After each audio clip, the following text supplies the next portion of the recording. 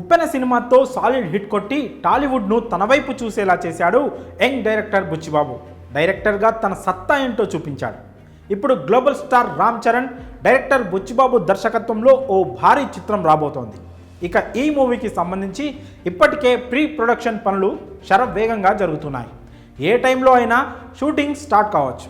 అందుకు తగ్గట్లుగా మేకర్స్ పక్కా ప్లానింగ్తో ముందుకెళ్తున్నారు.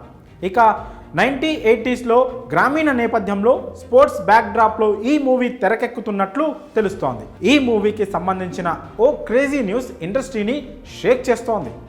మనం ఊహించిన దానికంటే ఎక్కువే ఈ సినిమా ఉండబోతున్నట్లు తెలుస్తోంది. ఈ చిత్రంలో కేవలం సెట్స్ కోసమే ఏకంగా 80 కోట్లు ఖర్చు చేసినట్లు వినికిడి. గ్రామీణ నేపథ్యంలో తెరకెక్కబోయే ఈ చిత్రం కోసం న్యాచురల్ లుక్ రావడానికి రామోజీ ఫిలిం సిటీలో భారీ సెట్లను వేయిస్తున్నాడు డైరెక్టర్ బుచ్చిబాబు. ఒరిజినల్ లుక్ రావడం కోసం ఎక్కడా కాంప్రమైజ్ కాకుండా సెట్లు వేస్తున్నాడు. కేవలం సెట్స్ కోసమే ఏకంగా 80 కోట్లు ఖర్చు చేస్తున్నట్లు తెలుస్తోంది. బడ్జెట్ విషయంలో మైత్రి మూవీ మేకర్స్, వృద్ధి సినిమాస్ ఎక్కడా కూడా తగ్గట్లేదు.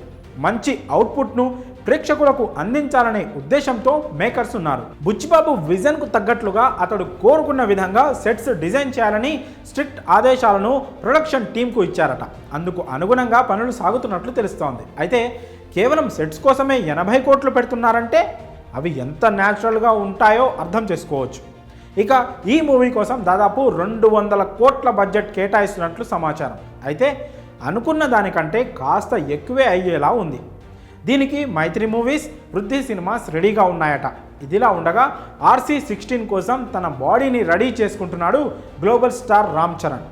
ఇందుకోసం అతడు ఆస్ట్రేలియాకి స్పెషల్ ట్రైనింగ్కు వెళ్ళినట్లు సమాచారం. అక్కడే కొన్ని రోజులుండి తన బాడీని మూవీకి తగ్గట్లుగా మేకోవర్ చేసుకోబోతున్నాడు. కాగా చరణ్కు జోడీగా ఈ చిత్రంలో బాలీవుడ్ ముద్దుగుమ్మ జాన్వీ కపూర్ నటిస్తుండగా AR రెహమాన్ సంగీతం అందిస్తున్నాడు. ఇక మీరు సెట్స్ కోసం పెట్టే బడ్జెట్తో 4 చిన్న సినిమాలు తీయొచ్చని నెటిజన్లు సరదాగా కామెంట్ చేస్తున్నారు. మరి రామ్ చరణ్ మూవీకి సెట్స్ కోసమే 80 కోట్లు పెడుతుండడంపై మీ అభిప్రాయాలను కామెంట్స్ రూపంలో తెలియజేయండి.